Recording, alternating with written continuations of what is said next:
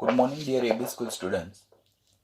આપણે લાસ્ટ લેક્ચરમાં section C from A to ઝેડમાંથી ચેપ્ટર નંબર 11 પી બ્લોક એલિમેન્ટ્સના નીટના 15 ક્વેશ્ચન સોલ્વ કરેલા હતા.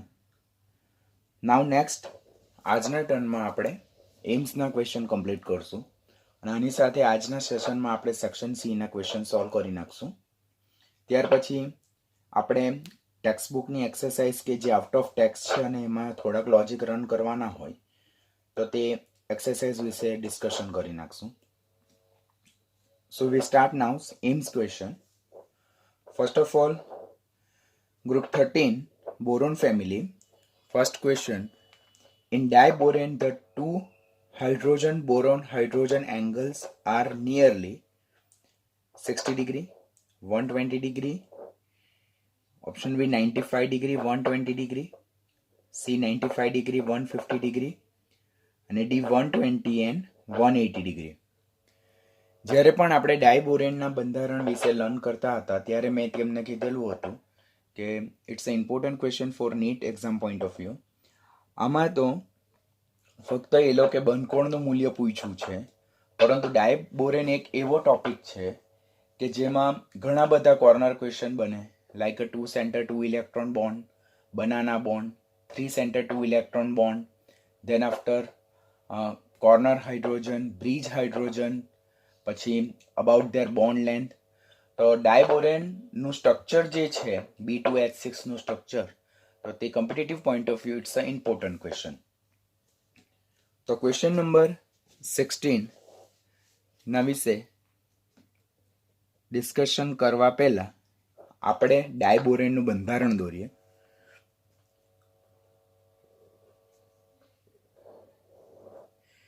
બે બોરોન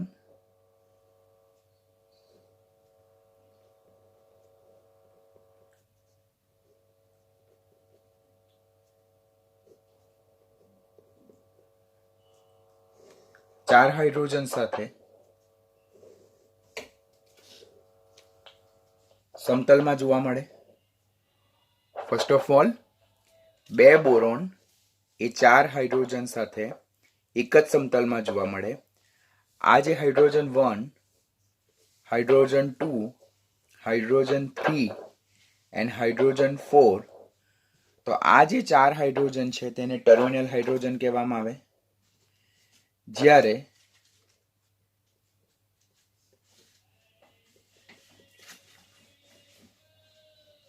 સમતલની ઉપર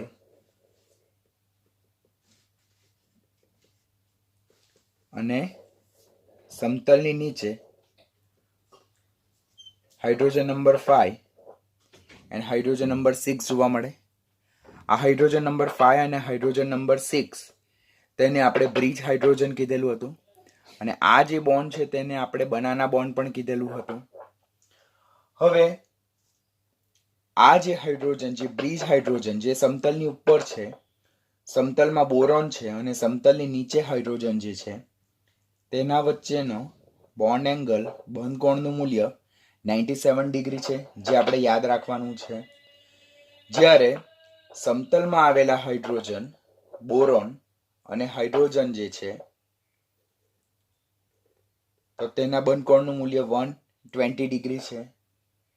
બીજી વસ્તુ જે કોર્નર ક્વેશ્ચન પૂછાઈ શકે તેવું બંધારણને લગતો, જે બ્રિજ હાઇડ્રોજન જે છે તો તેની બંધ લંબાઈનું મૂલ્ય 134 પિકોમીટર છે. જ્યારે જે કોવેલેન્ટ હાઇડ્રોજન જે છે, હાઇડ્રોજન બોન્ડ જે છે કે જે સમતલીય હાઇડ્રોજન સાથે જોડાયેલું છે, તેનું મૂલ્ય 119 પિકોમીટર છે. બે બોરોન જે છે તેના વચ્ચેનું ડિસ્ટન્સ 178 પિકોમીટર છે. This is overall structure of ડાયબોરેન. હવે આ ડાયબોરેનમાં આ બોરોન અને આ હાઇડ્રોજન વચ્ચે તેમના એક ઇલેક્ટ્રોનનું શેરિંગ થયેલું છે, તો એ પ્રકારના બોન્ડને 2 સેન્ટર 2 ઇલેક્ટ્રોન બોન્ડ કહેવામાં આવે. જ્યારે આ બોરોન, આ હાઇડ્રોજન અને આ બોરોન, તો તેમાં કોઈ એક બોરોનનો ઇલેક્ટ્રોન આપેલ હાઇડ્રોજન સાથે શેર થાય તો એને કહેવામાં આવે 3 સેન્ટર 2 ઇલેક્ટ્રોન બોન્ડ. તો બોરોનમાં જે છે તો 1, 2, 3 અને 4, તો એવા 4 2 સેન્ટર 2 ઇલેક્ટ્રોન બોન્ડ જોવા મળે, જ્યારે 1, 2, 3 અને 4 એવા 3 સેન્ટર 2 ઇલેક્ટ્રોન બોન્ડ જોવા મળે.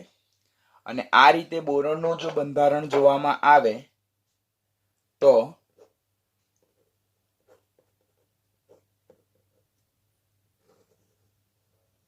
કંઈક આવી રચના થાય. અને એ પ્રકારના બોન્ડને શું કહેવામાં આવે?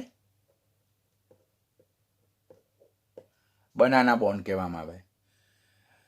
તો કોમ્પિટિટિવ પોઈન્ટ ઓફ વ્યૂ જો જોઈએ તો ડાયબોરોનનું સ્ટ્રક્ચર વેરી ઇમ્પોર્ટન્ટ. હવે આપણે ક્વેશ્ચન પર જઈએ તો અહીંયા આપણી પાસે ઓપ્શનમાં 95 ડિગ્રી અને 120 ડિગ્રી છે, 95 ડિગ્રી અને 150 ડિગ્રી છે. આપણી પાસે 97 ડિગ્રી છે અને 120 ડિગ્રી છે. હંમેશા જે લોકો નીટમાં તેઓ આપણને ક્વેશ્ચન પૂછશે તો એ બંધકોણનું મૂલ્ય એક્ઝેક્ટ નિયર અબાઉટ આપણે જે રેફરન્સ બુક ઓર ટેક્સ્ટ બુકમાં આપ્યું હોય તેવું હંમેશા નહીં હોય. નિયર અબાઉટ પ્લસ માઇનસ થતું હોય તો આપણે જે કરેક્ટ આન્સર, જે નિયરનેસ આન્સર હોય તેને જસ્ટિફાઈ કરવાનો થાય. તો 97 ડિગ્રી અને 120 ડિગ્રી ને કરેક્ટ મેચિંગ ઓપ્શન કયો હશે? તો that is 95 degree and 120 degree. તો 16 ક્વેશ્ચનમાં આપણો કરેક્ટ આન્સર આવશે B. Next question, the liquid filled metal expanding on solidification. એટલે નીચેનામાંથી કઈ ધાતુ જે છે કે જે પીગલિત અવસ્થામાંથી જ્યારે ઘન અવસ્થામાં રૂપાંતર પામે તો તે સોલિડિફિકેશન થાય, એટલે કે એનું એક્સપાન્શન થાય. સોલિડિફિકેશન થાય ત્યારે તેનું એક્સપાન્શન થાય, એટલે કે એનું કદ પ્રસરણ ઓર કદ વિસ્તરણ જોવા મળે. તો that is definitely answer gallium. Gallium જે છે તો 17મા તત્વનું એક યુનિક એલિમેન્ટ. 17મા તત્વનું ગેલિયમ જે છે તે એક યુનિક એલિમેન્ટ જે છે. તો પહેલા તો એના પોઈન્ટ વિશે યાદ રાખવાનું. એના મેલ્ટિંગ પોઈન્ટ નીચા છે, બોઇલિંગ પોઈન્ટ એના ઊંચા છે. એને કારણે એનો ઉપયોગ હાઈ ટેમ્પરેચર થર્મોમીટરમાં થાય. એક વખતની જેઈની એન્ટ્રન્સ એક્ઝામમાં ક્વેશ્ચન પૂછાયેલો હતો, નીચેનામાંથી સમૂહ 13નું કયો તત્વનો ઉપયોગ હાઈ ટેમ્પરેચર થર્મોમીટર ઓર હાઈ ટેમ્પરેચર થર્મોમીટરીમાં થાય? તો ધેટ ઇઝ ગેલિયમ, જેને મેલ્ટિંગ પોઈન્ટ નીચા છે, બોઇલિંગ પોઈન્ટ ઊંચા છે. અને એનું એક અનયુઝ્યુઅલ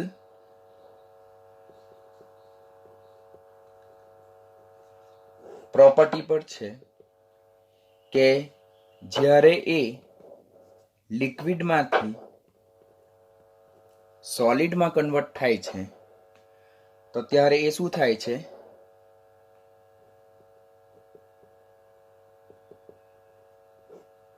એક્સપાન્શન, એટલે કે કદ વિસ્તરણ દર્શાવે છે. ધ સેમ પોઈન્ટ જે છે તો તે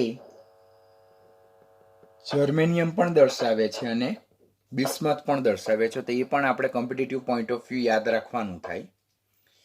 તો ગેલિયમ છે, જર્મેનિયમ છે, બિસ્મથ છે, એ એવા તત્વો છે કે જેઓ જ્યારે લિક્વિડમાંથી સોલિડમાં કન્વર્ટ થાય તો they are showing expansion property, એટલે કે એ લોકો કદ વિસ્તરણ, કદ પ્રસરણ દર્શાવે છે.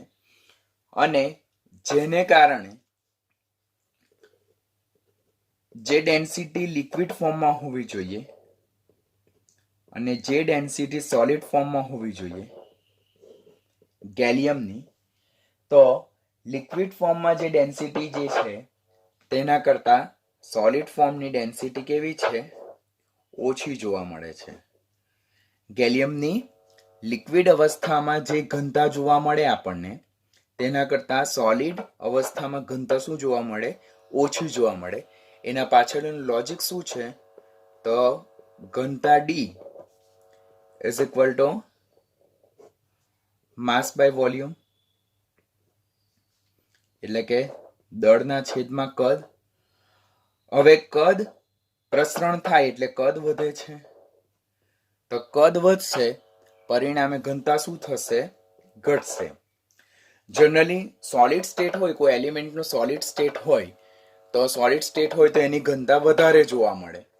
પરંતુ આ કેસમાં સોલિડ સ્ટેટમાં જે ગેલિયમ છે તેની ઘનતા કેવી જોવા મળે? ઓછી જોવા મળે. બીકોઝ સોલિડ સ્ટેટમાં જે ગેલિયમ છે તે કદ વિસ્તરણની પ્રોપર્ટી દર્શાવે છે. જેમ આપણે આઈસના સ્ટ્રક્ચરમાં જોયેલું હતું કે હાઇડ્રોજન બંધના નિર્માણને કારણે એર પોકેટ સર્જાય, એર પોકેટમાં હવા ભરાય અને એને કારણે જે આઈસનું સ્ટ્રક્ચર જે છે તો તે that is float on a surface of water. એટલે જ્યારે આઈસ ક્યુબને પાણીમાં નાખવામાં આવે તો એ પાણીની સપાટી પર તરે છે. જો કે બરફ એ પાણીનું ઘન સ્વરૂપ છે તો પણ એની ઘનતા કેવી જોવા મળે? ઓછી જોવા મળે. That is due to expansion of volume. Volume એક્સપાન્શનને કારણે એની ઘનતા કેવી જોવા મળે? લિક્વિડ H2O એટલે પ્રવાહી પાણી કરતાં ઘન પાણી એટલે કે આઈસ, તેની ઘનતા કેવી જોવા મળે? ઓછી જોવા મળે. તો અહીંયા પણ એવું જ છે કે જે ગેલિયમ છે તો જે ઘન અવસ્થામાં છે તો તેની ઘનતા પ્રવાહી ગેલિયમ કરતાં કેવી જોવા મળે છે? ઓછી જોવા મળે. આ પોઈન્ટ તમારે ખાસ કોમ્પિટિટિવ પોઈન્ટ ઓફ વ્યૂ યાદ રાખવાનો. ક્વેશ્ચન પાછળ રિપીટ થવાની સંભાવના છે. Question number 18. Which of the following is only acidic in nature? નીચેનામાંથી કયા હાઇડ્રોક્સાઇડ એ એસિડિક સ્વભાવના છે? અહીંયા આપણી પાસે BOH ટ્વાઇસ આપેલું છે, MgOH ટ્વાઇસ આપેલ છે, BOH થ્રાઇસ આપેલું છે અને ALOH થ્રાઇસ આપેલું છે. આપણે જોઈએ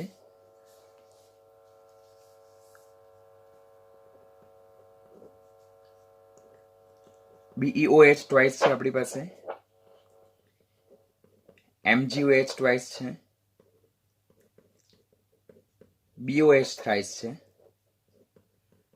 અને ALOH થ્રાઇસ છે. આપણને ક્વેશ્ચન પૂછ્યો છે કયું કમ્પ્લીટલી એસિડિક સ્વભાવનું છે? બેરેલિયમના હાઇડ્રોક્સાઇડ જે છે તો બેરેલિયમના ઓક્સાઇડ ઉભય ગુણધર્મી છે, તો એના હાઇડ્રોક્સાઇડ કેવા હોવાના? ઉભય ગુણધર્મી, એટલે કે એમ્ફોટેરિક સ્વભાવનું છે. That's a amphoteric nature. Magnesium એ સમૂહ 2 નું ધાતુ તત્વ, તો સમૂહ 2 નું ધાતુ તત્વ મેગ્નેશિયમ ના ઓક્સાઇડ સ્વભાવે, ઓક્સાઇડ અને હાઇડ્રોક્સાઇડ સ્વભાવે બેઝિક હોય. બોરોન અધાતુ તત્વ, તો એના ઓક્સાઇડ અને હાઇડ્રોક્સાઇડ કેવા છે? એસિડિક છે. અને એલ્યુમિનિયમ ધાતુ તત્વ હોવા છતાં પણ એના ઓક્સાઇડ અને હાઇડ્રોક્સાઇડ સ્વભાવે કેવા છે?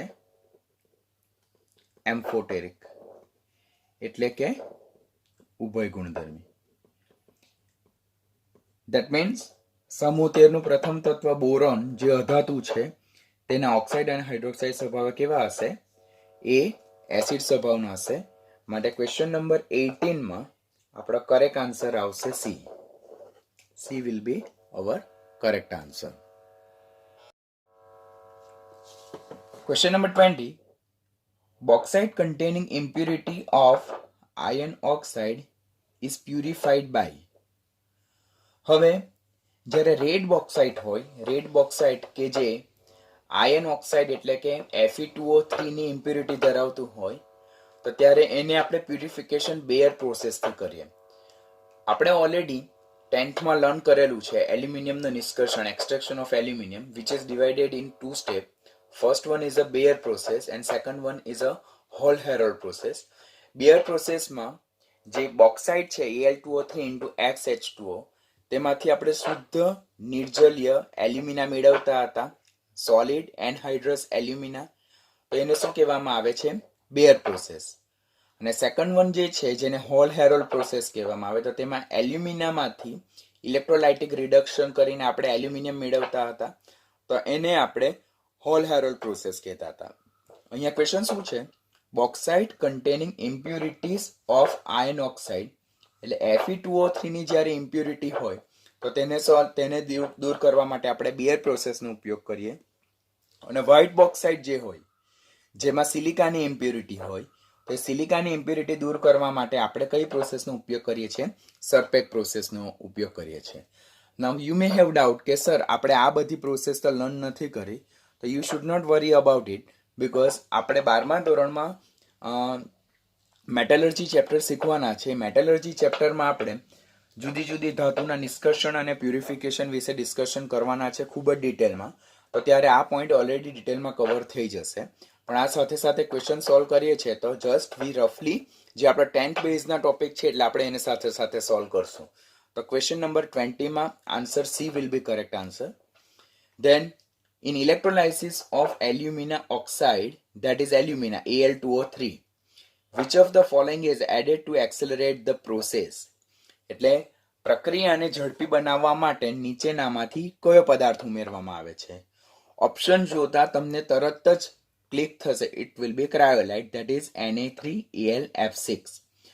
તો જે આપણે પહેલા અત્યારે લર્ન કર્યું કે ફર્સ્ટ વન બોક્સાઇટમાંથી આપણે શુદ્ધ નિર્જલીય એલ્યુમિના મેળવ્યું. કે જો જોઈએ આપણે તો આપણી પાસે બોક્સાઇટ હતું, that is Al2O3 into XH2O. એ બોક્સાઇટમાંથી આપણે Al2O3 મેળવ્યું. Al2O3 કેવું છે? શુદ્ધ નિર્જલીય એલ્યુમિના. ને આ જે પ્રોસેસ હતી તે બેયર તબક્કો કહેવામાં આવે. એટલે બોક્સાઇટમાંથી એલ્યુમિના મેળવવાનું બેયર તબક્કો, અને એલ્યુમિના માંથી આપણે આ જે છે તેને આપણે નિક્ષાલન કહીશું. નિક્ષાલન શું છે તે 12મા ધોરણમાં વધારે ડિટેલમાં સમજ પડશે. અને આ જે એલ્યુમિના જે છે તેમાંથી ઇલેક્ટ્રોલાઇટિક રિડક્શન પ્રોસેસ દ્વારા, ઓર જેને આપણે વિદ્યુત વિભાજ્ય રિડક્શન પણ કહીએ, તેમાંથી એલ્યુમિનિયમ મેળવવાનું. તો તેને આપણે હોલ હેરોલ્ડ પ્રક્રમ કહીએ છીએ. પરંતુ હોલ હેરોલ્ડ પ્રક્રમ દરમિયાન આપણને અમુક સમસ્યા સર્જાઈ. તે કઈ કે આ જે એલ્યુમિના જે છે તો તે એલ્યુમિના ઘન સ્વરૂપે મળે. હવે એલ્યુમિના એ એલ્યુમિનિયમનો ઓક્સાઇડ છે જેના ગલન બિંદુ ઘણા ઊંચા છે અને એની વિદ્યુત વહન ક્ષમતા ઘણી નીચી છે. તો એલ્યુમિનાના ગલન બિંદુ near about 2000 degree Celsius above છે, 2000 ડિગ્રી સેલ્સિયસ થી વધારે છે. તો આટલા ઊંચા તાપમાને એલ્યુમિનાને પીગાળવું માટે ખૂબ વિપુલ પ્રમાણમાં આપણે ઇલેક્ટ્રિસિટી સપ્લાય કરવી પડે. એટલે it's a not the cost effective method. એટલે economically it's a very costly process. માટે અહીંયા આપણા પાસે ટાર્ગેટ એક શું છે કે એલ્યુમિનાનું ગલન બિંદુને નીચું લાવવાનું અને એલ્યુમિનિયાની જે ઇલેક્ટ્રોલાઇટિક કંડક્ટન્સ એટલે વિદ્યુત વહન ક્ષમતાને વધારવાની.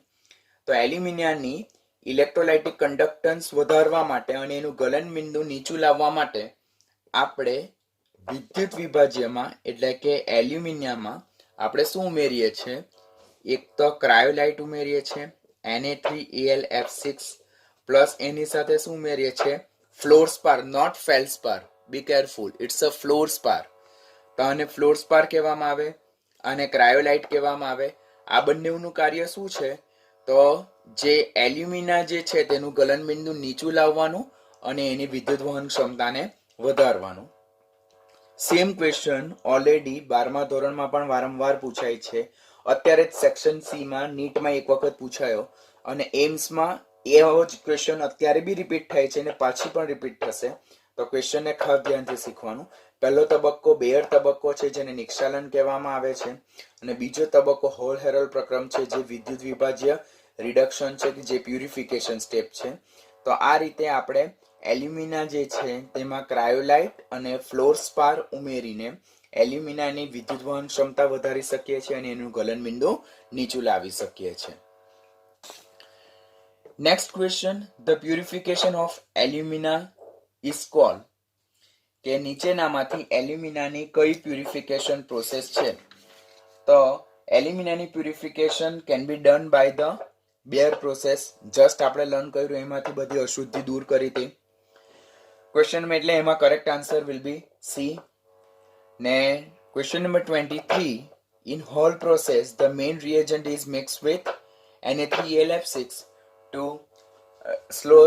lower down the melting point of alumina, એટલે કે એલ્યુમિનાનું ગલનબિંદુ નીચું લાવવા માટે અને જે એલ્યુમિના છે તેની વિદ્યુત વહન ક્ષમતાને ઇમ્પ્રૂવ કરવા માટે, વધારવા માટે આપણે અંદર શું ઉમેરીએ છીએ? Na3AlF6, જેને કહેવામાં આવે છે ક્રાયોલાઇટ. જે ક્વેશ્ચન નંબર 20 થી 23 ને લગતા જે છે એલ્યુમિનિયમનું નિષ્કર્ષણ, એલ્યુમિનાના શુદ્ધિકરણ, પછી એલ્યુમિનાનું જે પ્રોડક્શન જે છે, તો એ બધા જ ક્વેશ્ચન આપણે 12મા ધોરણમાં મેટલર્જી ચેપ્ટરમાં ડિટેલમાં શીખવાના છે. ચેપ્ટર સાથે આપણે એ નિષ્કર્ષણ અને એના પ્યુરિફિકેશન સ્ટેપને ઇન્વોલ્વ નથી કર્યા, તો you should not worry about it.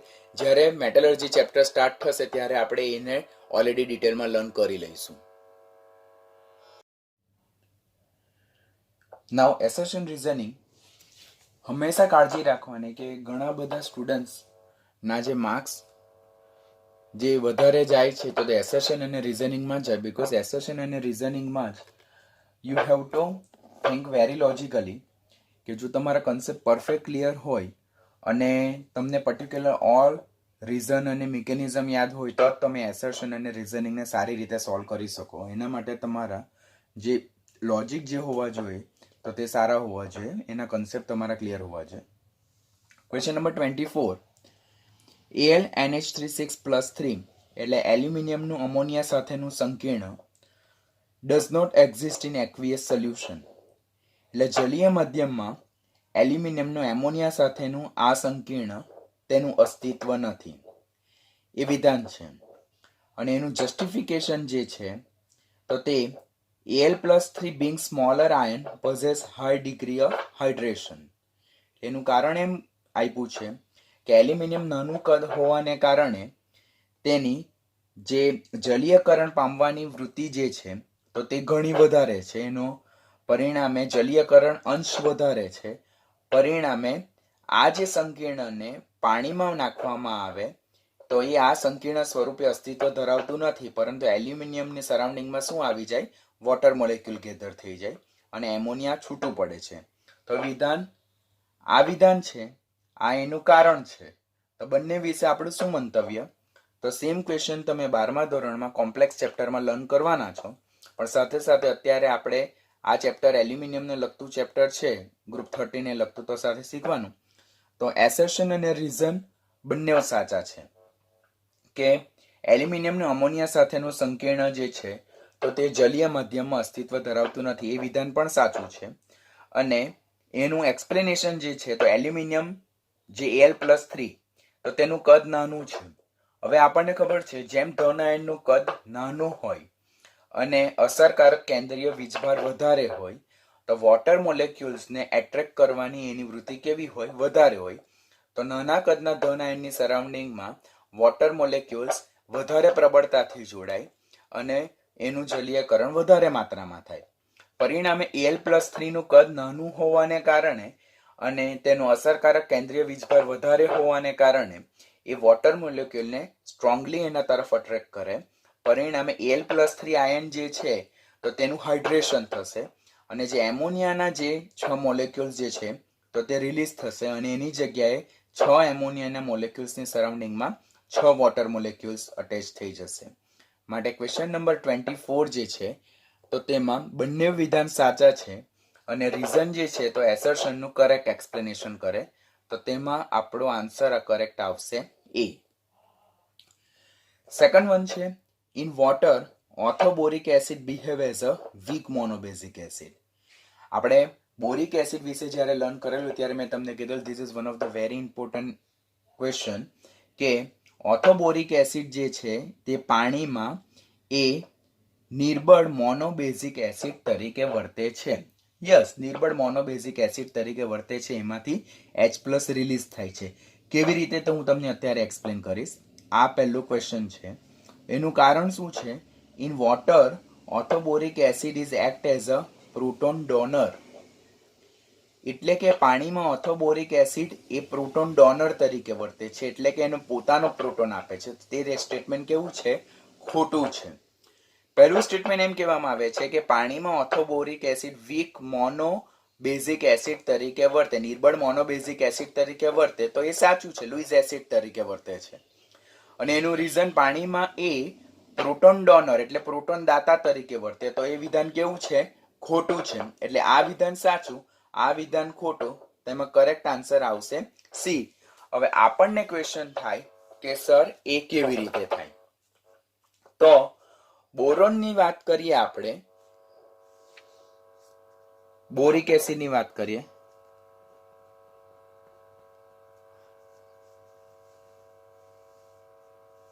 તો આ બોરિક એસિડ છે.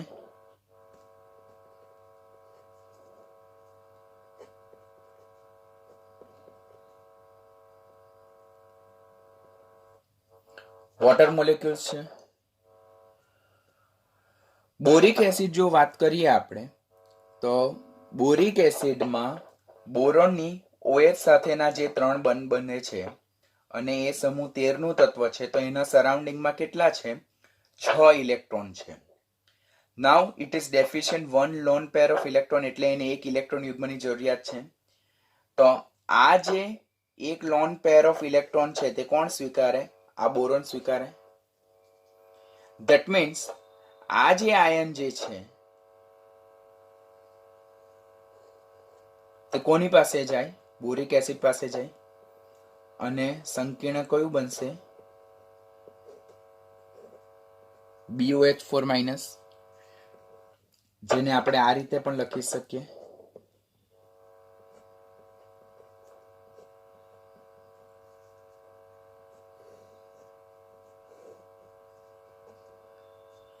પ્લસ આ OH- બોરોન સાથે જોડાઈ ગયો અને આ H+ છૂટો પડે છે. હવે પ્રક્રિયા દરમિયાન જે ઓર્થોબોરિક એસિડ છે તો તે ઇલેક્ટ્રોન યુગ્મનો સ્વીકાર કરે છે. તો જે ઓર્થોબોરિક એસિડ છે તો તે લુઈસ એસિડ તરીકે વર્તશે. બીજું, નિર્બળ મોનોબેઝિક એસિડ તરીકે પણ વર્તે. નિર્બળ મોનોબેઝિક એસિડ તરીકે વર્તે શા માટે? કારણ કે જ્યારે એને જલીય માધ્યમમાં એટલે કે પાણીમાં નાખવામાં આવે છે તો એક H+ છૂટો પડે છે, માટે કેવું છે? નિર્બળ મોનોબેઝિક એસિડ.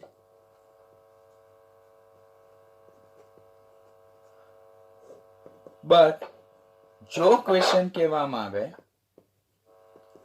પ્રોટોનિક એસિડ તરીકે વર્તે, તો it is not act like protonic acid. કારણ કે જ્યારે ઓર્થોબોરિક એસિડને પાણીમાં નાખવામાં આવે તો જે H+ છૂટો થાય છે તો તે H+ ઓર્થોબોરિક એસિડનો છૂટો નથી પડતો, પરંતુ એ H+ એ પાણીમાંનો H+ છૂટો પડે છે. એટલા માટે ઓર્થોબોરિક એસિડ છે તે જલીય માધ્યમમાં પ્રોટોનિક એસિડ તરીકે બિહેવ કરતો નથી, પરંતુ એ લુઈસ એસિડ તરીકે વર્તે અને નિર્બળ મોનોબેઝિક એસિડ તરીકે વર્તે. ક્વેશ્ચન ઇમ્પોર્ટન્ટ, માટે આપણે જો જોઈએ તો ક્વેશ્ચન નંબર 25 માં કરેક્ટ આન્સર શું આવશે? સી આવશે. Question number 26, boron always form covalent bond. Boron હંમેશા સહસંયોજક બંધ બનાવે છે. સમૂહ 13 માં જ્યારે આપણે બંધનો સ્વભાવ શીખેલા હતા, સહસંયોજક અને આયનીય સ્વભાવ, ત્યારનો પોઈન્ટ, તો બોરોન હંમેશા સહસંયોજક બંધ બનાવે છે. અને the small size of B+3 favour formation of covalent bond. Yes, એ પણ સાચું છે. તો આ પણ વિધાન સાચું છે, આ પણ વિધાન સાચું છે. અહીંયા માટે કરેક્ટ આન્સર આવશે એ. તો એને આપણે કેવી રીતે જસ્ટિફાઈ કરી શકીએ? That is question number 26. આપણને ખબર છે બોરોન, એલ્યુમિનિયમ, ગેલિયમ, ઇન્ડિયમ અને થેલિયમ જેમ સમૂહમાં ઉપરથી નીચે તરફ જતા ધન આયનનું કદ મોટું થતું જાય તેમ સંયોજનોનો સહસંયોજક સ્વભાવ જેમ સમૂહમાં ઉપરથી નીચે તરફ જઈએ એટલે કે બોરોનથી થેલિયમ તરફ જઈએ તેમ જેમ ધન આયનનું કદ મોટું થતું જાય તેમ સંયોજનોનો સહસંયોજક સ્વભાવ ક્રમશઃ ઘટતો જાય છે અને સંયોજનોનો આયનીય સ્વભાવ ક્રમશઃ શું થતો જાય છે? વધતો જાય છે. હવે બોરોન એ સમૂહ 13 નું તત્વ છે. સમૂહ 13 નું તત્વ હોવાથી એની બાહ્યતમ કક્ષામાં 3 ઇલેક્ટ્રોન આવેલા હોય. તો એ 3 ઇલેક્ટ્રોન ગુમાવીને B+3 આયન બનાવે. પરંતુ આ B+3 આયન જે છે તેનું કદ ઘણું નાનું. શા માટે? કારણ કે સમૂહનું પ્રથમ તત્વ છે તો સમૂહના પ્રથમ તત્વના પરમાણ્વીય કદ અને આયનીય કદ એમાંથી જનરેટ થતા આયનના કદ નાના. તો એનું કદ ઘણું નાનું છે. એનું કદ ઘણું નાનું હોવાને કારણે એનો સહસંયોજક સ્વભાવ વધારે.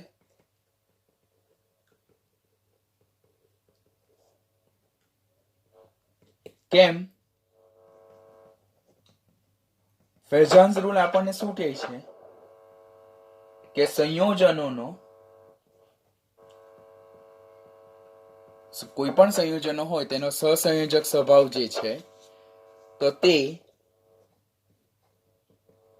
જે ધ્રુવીભવન ક્ષમતા છે તેના સમપ્રમાણમાં છે. એટલે કે એની જે પોલરાઇઝિંગ પાવર છે તેના સમપ્રમાણમાં છે. અને આ ધ્રુવીભવન ક્ષમતા જે છે તો તે ધન આયનના કદના વ્યસ્ત પ્રમાણમાં છે. હવે B+3 આયનનું કદ કેવું છે? નાનું છે. પરિણામે એની ધ્રુવીભવન ક્ષમતા વધારે છે. આ કદ નાનું છે, એની ધ્રુવીભવન ક્ષમતા વધારે છે. તો એનો સહસંયોજક સ્વભાવ કેવો હશે? ડેફિનેટલી વધારે હશે. એટલે પહેલું જે સ્ટેટમેન્ટને જસ્ટિફિકેશન કરે કે B+3 આયનનું કદ નાનું હોવાથી ફેઝાન રૂલ્સ પ્રમાણે એની ધ્રુવીભવન ક્ષમતા વધારે હશે અને એનો સહસંયોજક સ્વભાવ વધારે હશે. એટલે એ પહેલું જસ્ટિફિકેશન. બીજું, બોરોનમાંથી B+3 અને 3 ઇલેક્ટ્રોન દૂર કરીને B+3 આયન બનાવવા માટે જે આપણને ટોટલ આયોનાઇઝેશન એન્થાલ્પી જોઈએ, ધેટ ઇઝ પ્રથમ, દ્વિતીય અને તૃતીય આયનીકરણ એન્થાલ્પીનો સરવાળો જે છે તે ઘણો વધારે છે. એટલે B+3 આયન બનાવવું મુશ્કેલ છે. પરિણામે જે બોરોનમાંથી B+3 આયન બનાવવા માટે આપણે વિપુલ પ્રમાણમાં ઉષ્મા આપવી પડે. સમૂહનું પ્રથમ તત્વ છે, નાનું કદ હોવાને કારણે તેની બાહ્યતમ કક્ષાના ઇલેક્ટ્રોન કેન્દ્ર તરફ પ્રબળ રીતે આકર્ષાયેલા હોય.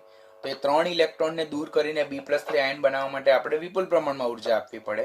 માટે આયનીકરણ એન્થાલ્પીના મૂલ્ય પણ વધારે છે, જે એના આયનીય સ્વભાવને અનુમોદન આપતું નથી. પરંતુ કયા સ્વભાવને અનુમોદન આપે છે?